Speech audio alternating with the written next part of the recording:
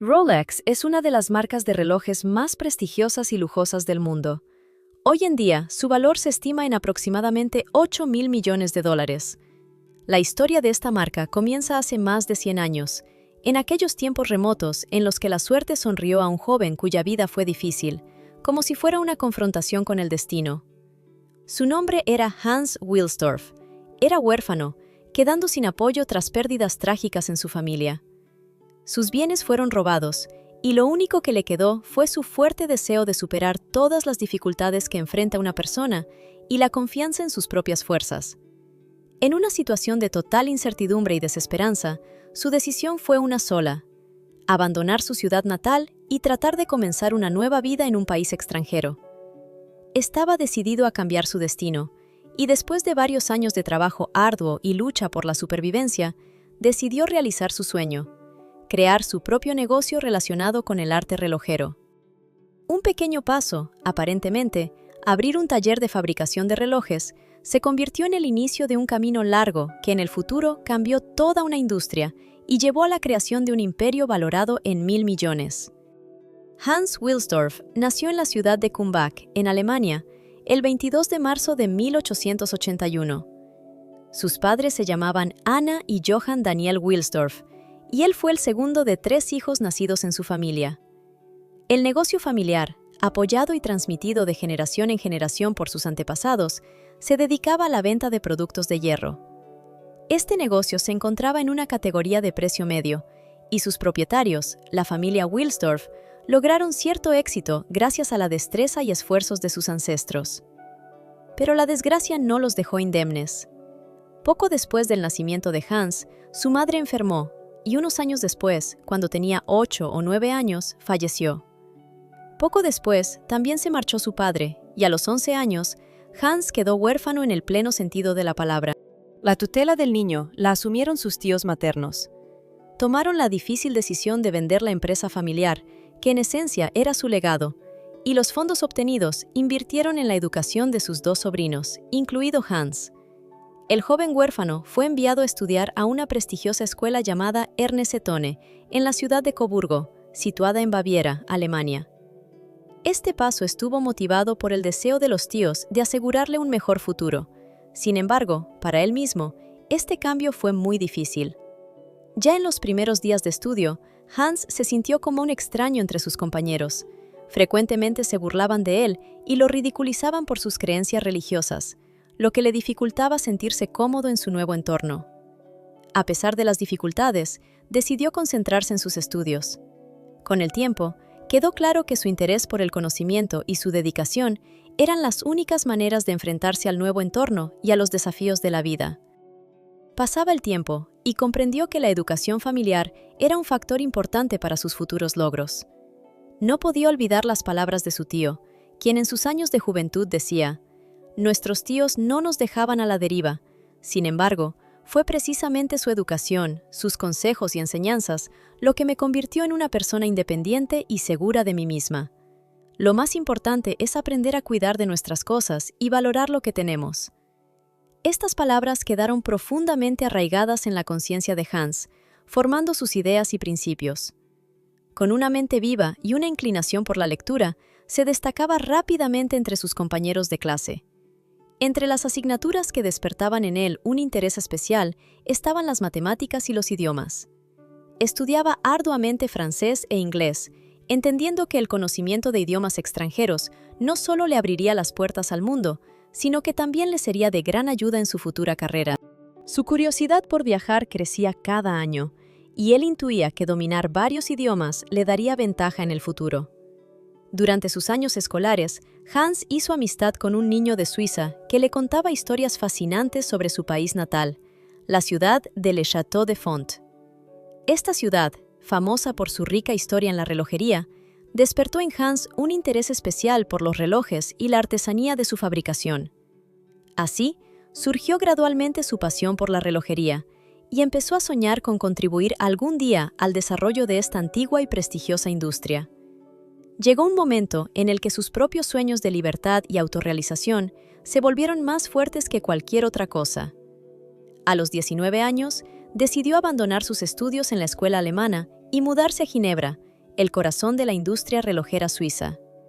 Allí, encontró empleo como aprendiz en una empresa que comerciaba internacionalmente con perlas.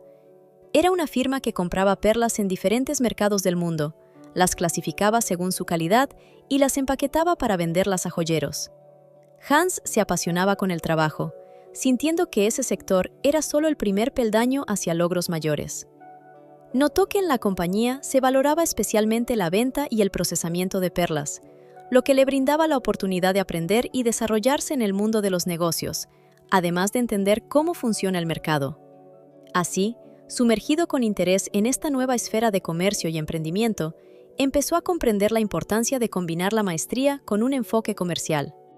Estos primeros pasos en un entorno profesional le ayudaron a entender cómo construir un negocio y qué habilidades desarrollar para alcanzar el éxito en una industria que, en última instancia, se convirtió en su destino.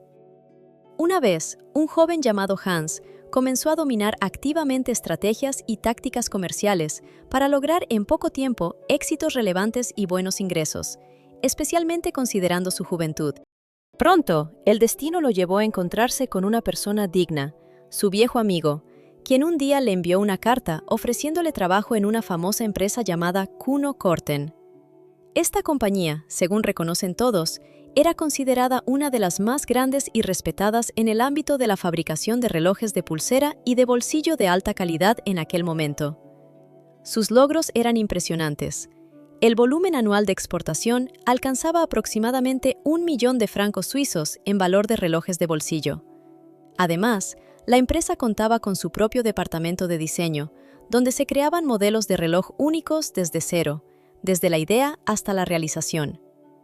Esta marca ya había ganado hace mucho tiempo la reputación de ser una productora de relojes de la más alta categoría y gran maestría, y su sede central se encontraba en la Chaux-de-Fonds, una ciudad a la que muchos relojeros y amantes de la precisión soñaban llegar, incluido Hans mismo. A pesar de que su puesto actual era bastante ventajoso y representaba una buena oportunidad para avanzar en su carrera, el joven no podía reprimir su curiosidad y deseo de aprender más sobre este prestigioso campo de la relojería. Lo que le pesaba no solo era la remuneración económica, sino también el anhelo de comprender todos los matices y secretos de la producción de estos complejos y sorprendentes mecanismos. Al final, fue precisamente esa aspiración la que lo impulsó a tomar la decisión, en su 20º año, de cambiarse a otra compañía ubicada en la Chaux-de-Fonds. Hans consiguió allí un puesto de corresponsal y secretario, ya que dominaba perfectamente el inglés, idioma que había aprendido en la escuela. Su conocimiento del inglés se convirtió en una ventaja importante, pues la compañía no solo producía sus propios relojes, sino que también los exportaba activamente al extranjero, y mantener correspondencia y negociar requería precisamente ese nivel de competencia. Por sus servicios, recibía una remuneración mensual de 80 francos suizos, lo cual era un buen ingreso para un joven de su edad en aquel momento. Además, sus tareas laborales incluían engrasar diariamente cientos de relojes de bolsillo y verificar su precisión. Esta rutina le permitió a Hans adquirir una experiencia práctica única, profundizar en las complejidades del mecanismo de estos dispositivos y entender mejor los procesos de su fabricación. Fue testigo de los detalles más minuciosos del arte de los relojeros, observando cómo cada engranaje y resorte se unían en una sola unidad para crear instrumentos de medición del tiempo sumamente precisos. Sin embargo, su trabajo en la empresa duró poco, ya que pronto tuvo que abandonar la Chaux-de-Fonds y regresar a Alemania para cumplir con el servicio militar. Este acontecimiento decisivo en su vida ocurrió aproximadamente 2 años después de comenzar en Kuno Korten. Cuando finalizó su servicio, Hans, ya con 22 años, decidió mudarse a Londres. En esta ciudad grande y dinámica se abrían nuevos horizontes y tuvo la oportunidad de incorporarse a otra prestigiosa relojería con excelente reputación. En su nuevo puesto, asumió una posición de mayor responsabilidad, gestionando las ventas. Su tarea era atraer nuevos clientes, ampliar la base de clientes y, de este modo, contribuir al crecimiento de las ventas de la empresa. Durante estos 2 años en Londres, Hans logró avances significativos. Encontró y atrajo a nuevos clientes para colaborar, lo que hizo que la facturación de la empresa comenzara a aumentar de manera estable. Este éxito le infundió aún mayores ambiciones y confianza en sus capacidades. En ese momento, ya pensaba en crear su propio negocio de relojería, en comenzar su propia historia en esta industria difícil. Para ello, dedicaba todo su tiempo libre a estudiar distintos aspectos del oficio y la gestión empresarial. Paralelamente, su vida cambió con un nuevo encuentro. Conoció a su futura esposa, Florence Frances May Crotty, y poco después, la pareja decidió unir sus destinos en matrimonio. Un día, en uno de esos soleados días de verano, Hans estaba sentado en la calle junto a su hermano mayor por parte de madre, Alfred James Davis, que era considerablemente mayor que él, y discutían diferentes planes de vida y perspectivas para el futuro. En ese momento, Hans, lleno de confianza interna, compartió con su hermano su sueño de tener su propio negocio de relojes. Le confesó que se sentía lo suficientemente maduro y preparado para ello, pero que un solo factor le dificultaba el logro: la falta de capital inicial. Alfred, al notar la pasión y dedicación de Hans por la relojería, entendió que él era la persona que podía ayudar a realizar el sueño del joven. Reconoció que tenía dinero y que comprendía muy bien cuánto significaba para Hans la pasión por la precisión y la mecánica de los relojes, a pesar de su juventud. Sin dudarlo mucho, decidió apostar por la esperanza y el talento del alemán, creyó en sus capacidades y expresó su disposición a invertir sus fondos para apoyar los inicios de Hans. Como resultado de esa confianza mutua y sociedad, en el año 20, tras intercambiar promesas y acuerdos escritos a mano, se fundó un negocio conjunto, la empresa llamada Wilsdorf y Davis Limited. Esta marca pronto se hizo famosa en todo el mundo y se convirtió en una historia de éxito que consolidó el nombre Rolex. Más adelante, para fortalecer su posición y ampliar su catálogo, la empresa estableció una asociación con una firma relojera suiza llamada Germon Egler. Esta colaboración permitió importar movimientos suizos de alta precisión, sus célebres calibres, e instalarlos en cajas de relojes inglesas. Además, con el fin de fortalecer la presencia comercial y los proyectos conjuntos, se desarrolló la sociedad mediante la apertura de una oficina en Vienne, Suiza, para mantener relaciones directas en el lugar y desarrollar armónicamente la colaboración con los fabricantes locales. Pronto, su empresa, dedicada a la distribución y venta de relojes asequibles, pero de alta calidad, comenzó a mostrar un crecimiento estable y a conquistar el mercado. Aunque a Hans le encantaban los relojes y admiraba su precisión, tenía su propia opinión sobre varios aspectos de la industria. En aquel entonces, los relojes de bolsillo seguían ocupando un lugar predominante en la conciencia y en la moda, y aunque cada vez era más popular llevar relojes en la muñeca, la mayoría de las mujeres preferían adornar sus muñecas con pulseras o joyas en lugar de accesorios mecánicos. Esta situación no satisfacía completamente a Hans, ya que comprendía que el futuro de la industria estaba estrechamente ligado al desarrollo de modelos de pulsera y soluciones innovadoras, lo cual, sin embargo, seguía siendo asunto de su interés y planes profesionales. En aquellos años, cuando muchas personas percibían los relojes de pulsera con cierto desprecio, considerándolos menos precisos o incluso poco prácticos en comparación con los relojes de bolsillo, existía una cultura y unas creencias relacionadas con ese accesorio. En aquel momento, los relojes de muñeca no eran tan populares ni estaban tan extendidos como en nuestros días. La razón de ello residía en que dichos relojes eran mucho más pequeños, delgados y utilizaban mecanismos más compactos. Esos mecanismos más pequeños tenían una particularidad. Debido a los detalles minúsculos que componían su estructura, los relojes podían acelerarse o atrasarse de manera impredecible. Esa fue la principal razón por la que, en aquella época, la mayoría de las personas preferían los relojes de bolsillo. Los relojes de bolsillo se consideraban más fiables, duraderos y también estaban asociados con la masculinidad y el estatus, ya que su tamaño sólido resaltaba cierta posición social y respeto hacia su dueño. En contraste, los relojes de pulsera parecían menos prácticos debido a su incomodidad. Tener que sacar constantemente la mano del bolsillo para consultar la hora resultaba simplemente incómodo e incluso engorroso, especialmente cuando las manos estaban ocupadas con tareas o trabajo. Hasta cierto momento, era prácticamente imposible crear un mecanismo de pulsera que pudiera mostrar la hora de forma constante y a la vez ser adecuado para su uso diario. existían muchas dificultades técnicas relacionadas con la precisión y la fiabilidad. A mi parecer, con el avance de la tecnología, esto sucederá. Soy de la opinión de que en un futuro cercano, los relojes de pulsera reemplazarán por completo a los de bolsillo, dejando su lugar en la historia como dispositivos más cómodos y prácticos, que cumplen con las exigencias modernas. Hablando de predicciones sobre el futuro, cabe recordar la visión de Hans Wilmsdorf, quien ya en 1914 predijo claramente: tarde o temprano, serán los relojes de pulsera los que se conviertan en la nueva norma para todos sin excepción. Esta persona estaba decidida a encontrar y crear el modelo perfecto de reloj de pulsera, uno que combinara precisión, fiabilidad y estilo. No se limitaba a simplemente desearlo. En cambio, dedicó los siguientes años a viajar por diferentes países de Europa, interactuando y colaborando con innumerables maestros relojeros, discutiendo sobre detalles aparentemente menores de los mecanismos, que en última instancia determinaban la calidad de los relojes. Estos años se convirtieron en un periodo de trabajo activo y de experimentación para él. Comenzó a lanzar sus propias colecciones de relojes de pulsera en el mismo año en que fundó su compañía. Gradualmente, creando uno tras otro nuevos modelos, se propuso ofrecer al mercado mecanismos más sofisticados, precisos y confiables para hombres y mujeres, aplicando los conocimientos y la experiencia adquiridos a través de su colaboración con otros relojeros y artesanos talentosos. Gracias a estos esfuerzos, su empresa fue ganando popularidad y reputación poco a poco, y para 1908 ya se encontraba entre las principales fabricantes de relojes en el Reino Unido.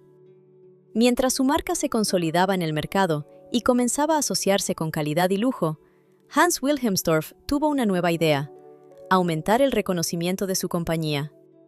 Decidió cambiar el nombre de la marca a algo que sonara prestigioso, fuera fácil de recordar, universal para cualquier idioma, y al mismo tiempo, corto y contundente para que el nombre se pudiera colocar cómodamente en la esfera de los relojes. La búsqueda le llevó mucho tiempo. Experimentó con distintas combinaciones de letras, mezclándolas y combinándolas hasta que, finalmente, ideó algo excepcional. Así nació un lema que se convirtió en símbolo de lujo y prestigio, una palabra de 5 letras que sonaba impactante y concisa. Tras muchas reflexiones y pruebas, sintió que ese nombre era exactamente el ideal para su marca. En unos días, lo registró como marca comercial a nombre de Wilhelmsdorf y Davies Limited. Así se denominaba su empresa. El nuevo nombre llamó inmediatamente la atención y comenzó a ganar rápida notoriedad en la industria relojera. En los años siguientes, la marca empezó a asociarse con relojes de alta calidad de Sajonia, gracias a su precisión y maestría en la fabricación. Cada vez más, personas adineradas e influyentes empezaron a adquirir sus piezas, valorando la combinación de un estilo impecable y una precisión elevada. No pasó mucho tiempo antes de que sus relojes se convirtieran en objetos de deseo y anhelo para los clientes más adinerados, que valoraban la fiabilidad y la calidad. Pero la mayor prueba para la empresa vino con el inicio de la Primera Guerra Mundial. Este conflicto tuvo un gran impacto en la economía y en muchos negocios, incluidos los fabricantes de relojes. Muchas de estas empresas tuvieron que cerrar o reducir drásticamente su producción debido a la escasez de recursos, pérdidas y disminución de la demanda. Sin embargo, a diferencia de la mayoría de sus competidores, la compañía de Hans Wilhelmsdorf no solo se mantuvo a flote, sino que ganó aún más popularidad gracias a la alta fiabilidad de sus relojes. Durante la guerra, soldados y oficiales comenzaron a recibir relojes de pulsera de la serie Rolex como equipo obligatorio. Estos relojes superaban en comodidad y seguridad a los mecanismos de bolsillo, y su indudable ventaja era su precisión y la capacidad de orientarse rápidamente en el tiempo en el campo de batalla. Hubo casos en los que la precisión de la documentación y la rapidez de respuesta de enemigos o aliados dependían precisamente de estos pequeños, pero muy importantes dispositivos en la muñeca. Para entonces, la compañía ya había alcanzado logros significativos. En 1914, contaba con aproximadamente 60 empleados, y sus amplias oficinas en el centro de Londres evidenciaban sus serias intenciones y su posición sólida en el mercado. Además, obtuvo un prestigioso galardón en el ámbito de la precisión, la primera calificación en la historia del cronometraje para relojes de pulsera otorgada por especialistas suizos, lo que fue un reconocimiento del alto nivel de sus productos y de su futura reputación en el extranjero. A principios del siglo XX, e incluso un poco antes, la historia de los relojes y las joyas avanzaba rápidamente, y uno de sus capítulos más brillantes fue la aparición de una marca famosa, destinada a cambiar para siempre la concepción de la precisión y la fiabilidad de los relojes. Un momento clave en el establecimiento de esta marca fue su verificación y certificación de alta calidad, otorgada por la Observatorio de Londres, donde se le asignó una certificación clasificatoria específica que demostraba la alta precisión y fiabilidad de sus productos. Este reconocimiento brindó aún mayor confianza a la marca por parte de los compradores, ya que en el mercado aparecían continuamente nuevos modelos de relojes, pero solo aquellos con certificaciones similares podían competir dignamente y, poco a poco, consolidar su reputación como estándar de calidad. Sin embargo, a pesar del creciente prestigio y popularidad, para el fundador de la compañía, Hans Wilsdorf, no solo llegaron momentos agradables. En 1914, el gobierno británico introdujo un nuevo impuesto, llamado carga del 32%, para todas las empresas registradas en Reino Unido que se dedicaran a exportar mercancías al extranjero. Esta carga adicional complicó mucho el negocio y se convirtió en una de las principales razones por las que Hans decidió trasladar la sede de la empresa de Londres a un lugar más favorable en términos de negocios y fiscalidad, Bienne, en Suiza. La mudanza no solo fue motivada por el deseo de evitar una imposición demasiado elevada, sino también por la delicada situación internacional provocada por el comienzo de la Primera Guerra Mundial. En aquellos años, la percepción negativa hacia los alemanes empezaba a formarse en la población del Reino Unido, ya que el nombre de Hans Wilsdorf, Wilsdorf, sonaba claramente alemán, y aunque él había registrado la marca Rolex mucho antes del conflicto, continuó usando el nombre en inglés de la compañía, Wilsdorf and Davies, lo cual, con el tiempo, se volvía cada vez más impopular y generaba desaprobación. Esta circunstancia le impulsó a decidir cambiar completamente el nombre de la empresa y hacerla más aceptable en el escenario internacional. En el año 1915, surgió la compañía Rolex, y ya en el siguiente, en 1916, Hans registró el famoso logotipo, la imagen de una corona de 5 puntas, que desde entonces se convirtió en la tarjeta de presentación de la marca y en un símbolo de prestigio y alta calidad. Este logotipo se colocó en las esferas de los relojes, destacando aún más su exclusividad y estatus. En 1919, la sede de la empresa se trasladó nuevamente, esta vez a Ginebra, donde se encuentra hasta hoy. Precisamente aquí, en el corazón de la industria relojera suiza, empezó una nueva etapa en el desarrollo de la firma, enfocada en la producción de mecanismos de alta precisión. La compañía apostaba por fabricar dentro de sus propios muros movimientos precisos y fiables, que luego se entregaban en Ginebra, donde un equipo de expertos verificaba minuciosamente su correcto funcionamiento, terminaba su acabado y diseñaba elegantemente los detalles, de modo que cada producto fuera no solo preciso, sino también estéticamente atractivo. Ginebra se convirtió para Hans y su equipo en un lugar de experimentos especiales e innovaciones tecnológicas. Su principal objetivo era lograr una hermeticidad de la caja del reloj, tal que la mecánica interna quedara completamente protegida del polvo, la humedad, el sudor, así como del impacto del agua, el calor y el frío. Solo alcanzando este nivel máximo de fiabilidad y precisión, podían estar seguros de que sus relojes eran realmente productos perfectos, extremadamente precisos y los más fiables. Gracias a su paciencia, perseverancia e inspiración, sus esfuerzos no fueron en vano. Poco a poco, paso a paso, comenzó una época intensa de desarrollos revolucionarios que cambió para siempre la imagen de la industria relojera. El ejemplo más destacado de este avance fue la década de 1920, cuando Rolex presentó su nueva creación, un modelo que cambió para siempre la percepción de la impermeabilidad de los relojes. Esta novedad llevó el nombre de Oyster, que en español significa ostra, y fue la primera vez en la historia que se crearon relojes de pulsera impermeables. La estructura de este innovador producto fue diseñada con tal minuciosidad que la caja del reloj quedaba sellada con una densidad máxima, permitiendo proteger en su interior los pequeños mecanismos del reloj de la influencia del medio externo. Esto significaba que estos relojes podían sumergirse en agua y seguir funcionando, algo que antes se consideraba imposible. Hans Wilsdorf comprendía que estaba creando algo realmente revolucionario, y aunque sabía que esta idea sin duda despertaría un interés genuino y entusiasmo en el público, decidió esperar para presentar la novedad y preparar cuidadosamente la divulgación, de modo que en el momento adecuado pudiera mostrar al mundo la magnitud de las virtudes y la exclusividad de este desarrollo. En 1927, cuando la expectación y el interés en torno a Rolex alcanzaron su punto máximo, Hans escuchó sobre una mujer de Londres llamada Mercedes Glitza.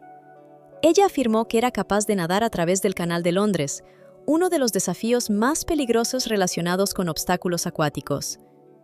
Este reto parecía ser para ella no solo un experimento deportivo, sino una verdadera demostración de fuerza de espíritu y coraje, lo que encajaba perfectamente con el espíritu de innovación y determinación de la marca moderna que Hans Wilsdorf y su equipo decidieron seguir desarrollando.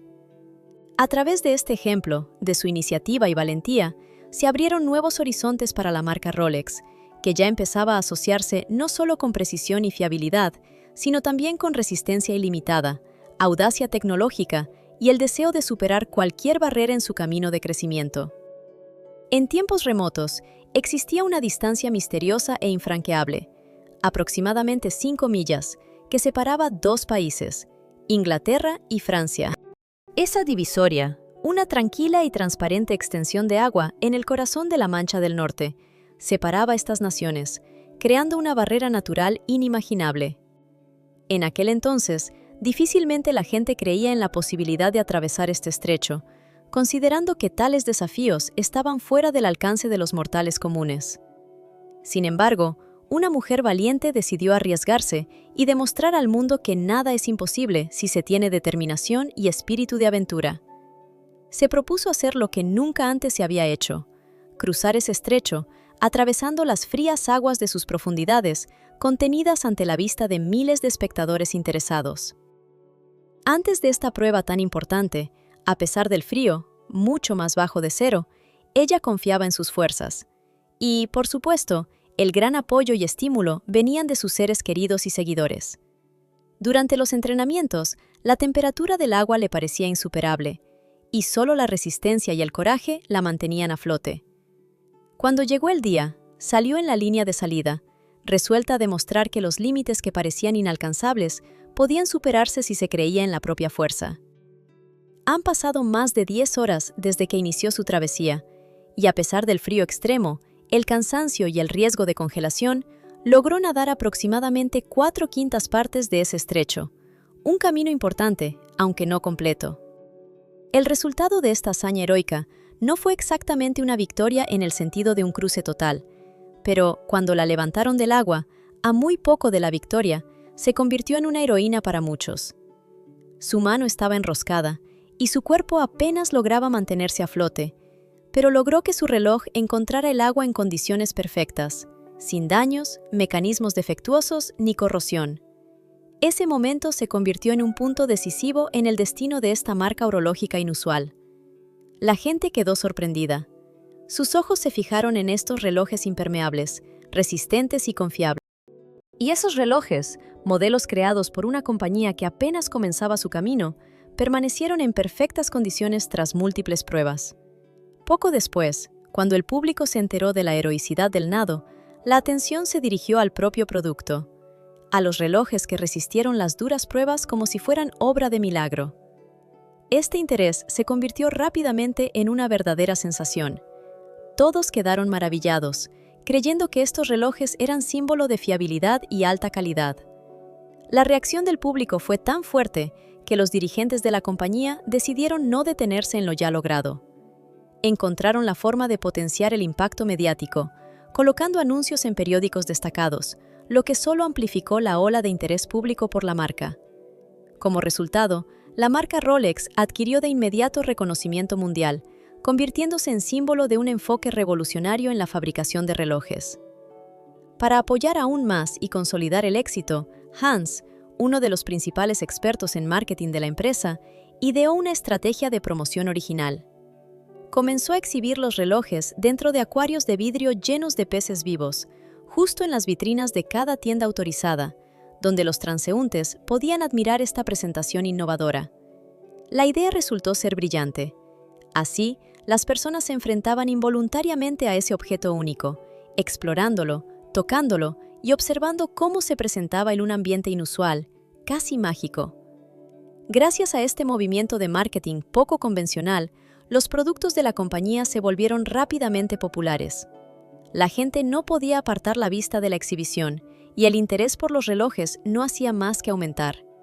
Pronto, Hans decidió reforzar la campaña publicitaria en general para potenciar aún más el efecto. En 28 años del siglo pasado, contrató a una de las modelos británicas más famosas de aquella época, Evelyn Lane, para promocionar sus relojes. La campaña fue muy impactante. En las fotografías, ella posaba con los relojes en la muñeca, dentro de acuarios transparentes, como continuación de la idea original. Este movimiento causó un verdadero revuelo y la promoción continuó. La publicidad no se limitaba solo a las fotos. En 1933, los relojes Rolex Oyster volvieron a las páginas de los periódicos, en esta ocasión vinculados a la historia del ascenso al Everest. Los artículos informaban que los miembros de la expedición que llevaron estos relojes quedaron completamente satisfechos, ya que después del ascenso, su dispositivo, fiable y resistente, seguía funcionando a la perfección. Otra prueba evidente de calidad fue la historia del famoso piloto Malcolm Campbell, quien en 1935, en el aniversario de su nacimiento, estableció un récord mundial de velocidad, alcanzando aproximadamente 300 millas por hora. Llevaba en la muñeca un reloj Rolex, y en acuerdo con la compañía, su éxito fue ampliamente difundido en los medios de comunicación. Se negó a recibir ninguna remuneración por ello, considerando que su promoción en sí misma era la mejor valoración de la calidad del producto.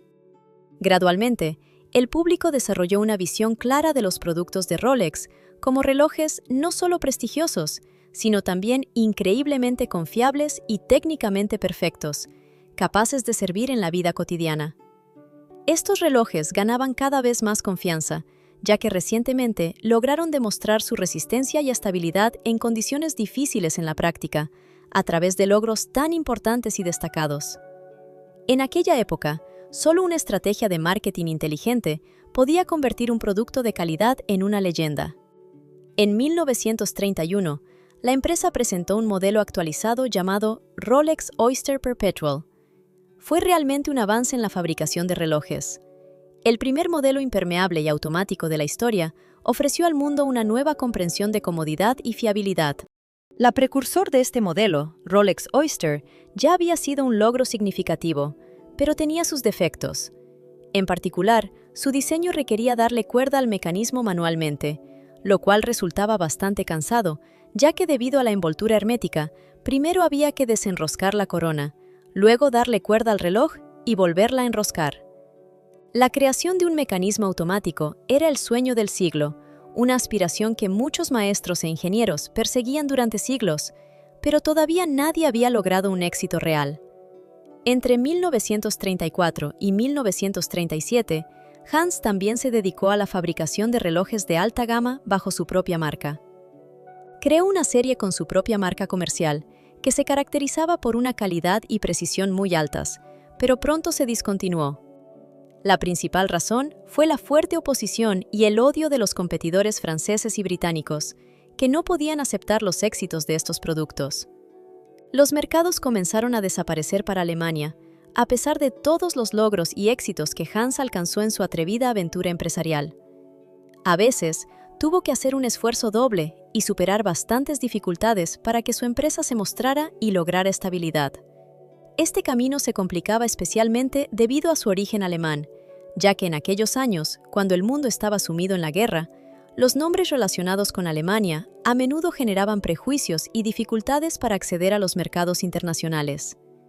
Como resultado, a pesar de su potencial y talento, tuvo que pelear por su lugar en el sol, no solo contra la competencia, sino también contra prejuicios y actitudes hostiles causadas por la complicada situación mundial. Cuando estalló la Segunda Guerra Mundial, el negocio de Hans sufrió un impacto considerable. La exportación de productos al extranjero se volvió muy costosa y difícil, especialmente a los grandes países europeos.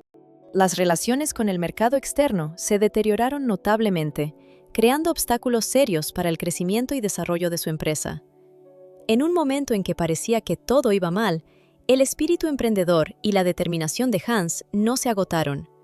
Pero, para su desgracia, en ese difícil periodo su vida fue ensombrecida por una nueva tragedia. Su esposa falleció en 1944, en plena guerra. Esta pérdida fue un golpe insoportable para él, lo que afectó profundamente su estado emocional. En memoria de su querida esposa, Hans tomó una decisión importante y emotiva: fundar una organización benéfica que llamó Fondo Wilsdorf. Este fondo fue creado con el objetivo de apoyar iniciativas sociales y ayudar a los necesitados, demostrando sus sentimientos profundos y su recuerdo de su amada mujer. Un momento clave en la historia de la empresa fue que, antes de su muerte, transfirió todas sus acciones de Rolex, el 100%, a la gestión de dicho fondo, que aún hoy en día posee y controla la marca. Gracias a esto, Rolex continúa siendo una compañía privada, que no sale a bolsa ni se vende, y prácticamente no paga impuestos, ya que funciona como una organización benéfica. Esta característica permite que la marca exista en un estatus especial, separado de todas las prácticas comerciales convencionales. Cuando terminó la guerra, el destino empezó a cambiar, y después de un periodo de crisis, Rolex rápidamente alcanzó un nuevo nivel de desarrollo y éxito. Para ilustrar la magnitud de su progreso, cabe señalar que en 1946, la serie de relojes certificados Rolex, conocidos como cronómetros, que la empresa comenzó a certificar 20 años antes, alcanzó las 50.000 unidades vendidas.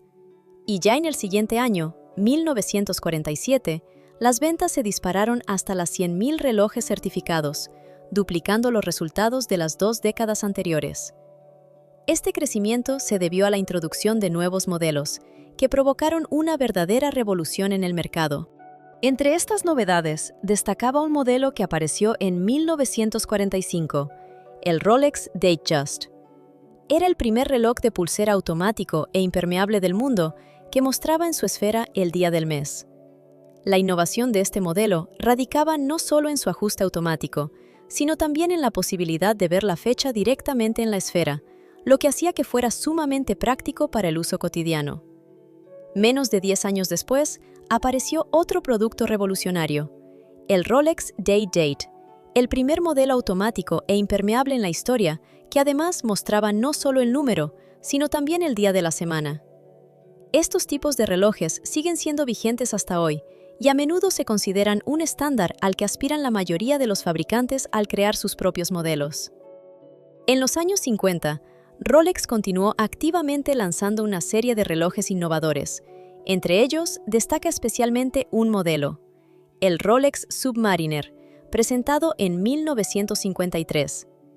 Este modelo se convirtió en los primeros relojes de pulsera impermeables para buceo profundo en el mundo, capaces de soportar presiones a profundidades de hasta 100 metros sin daños ni pérdida de funciones.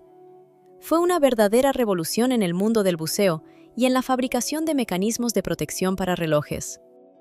La historia del destino de Hans Wilsdorf no estaría completa sin mención de su fallecimiento, ocurrido en 1960.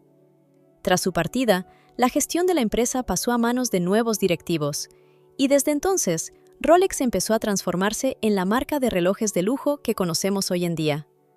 La compañía comprendió que el éxito no se logra solo con la calidad del producto, sino también con la exclusividad y la imagen. Así, Rolex pasó a asociarse con prestigio y elitismo, y su estrategia de marketing se orientó a promover sus relojes como símbolos de estatus excepcional, destinados a las élites sociales. Esta táctica resultó ser sumamente efectiva, y la empresa fue consolidando constantemente su posición en el mercado del lujo. Otro logro técnico destacado fue la introducción en la fabricación de relojes con acero inoxidable de la marca 904L, que ocurrió en 1985. Se trataba de un material extremadamente resistente y costoso, utilizado por primera vez en la fabricación de relojes, lo que permitió mejorar significativamente su fiabilidad y durabilidad. Este enfoque también fue una de las razones de los altos precios de los productos Rolex en la actualidad. Como resultado, la marca se aseguró una imagen no solo de prestigio, sino también de uno de los relojes más caros y codiciados en el mundo. Los relojes Rolex modernos siguen siendo la marca más reconocible entre todos los productores del mismo segmento, y esto se debe no solo a su calidad, sino también al legado dejado por su fundador. De un niño huérfano, que empezó sin nada, a una persona que cambió por completo la era de la producción relojera, la historia de Hans Wilsdorf es un ejemplo de perseverancia, talento empresarial y pasión por crear productos únicos.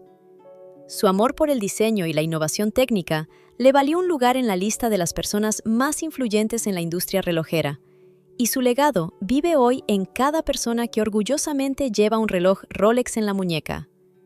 Gracias por su atención, y les aseguramos que la historia de esta marca es una fuente de inspiración para todos quienes persiguen sus metas y creen en el éxito, a pesar de todo.